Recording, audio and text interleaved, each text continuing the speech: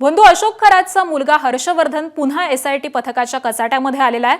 बंधू अशोक खरातच्या मुलाची आणि मुलीची देखील आज चौकशी होणार असल्याची माहिती मिळते आहे। अशोक खरातच्या पोलीस कोठडीचा आजचा शेवटचा दिवस आहे। उद्या खरातल्या न्यायालयामध्ये हजर केलं जाणार आहे। अशोक खरातच्या मुलाची आणि मुलीची चौकशी होणार आहे, मात्र पत्नी कल्पना ही अद्यापही फरार आहे। अशोक खरातची महिलांचं लैंगिक शोषण, आर्थिक गैरव्यवहार प्रकरणी एसआयटी कडून चौकशीसह जबाब नोंदवण्याचं काम हे सध्या सुरू आहे। आज संध्याकाळी विशेष तपास पथक पत्रकार परिषद देखील घेणार आहे।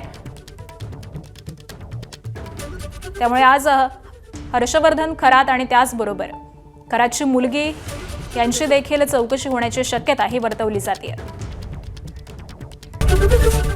एबीपी माझा, उघडा डोळे बघा नीट।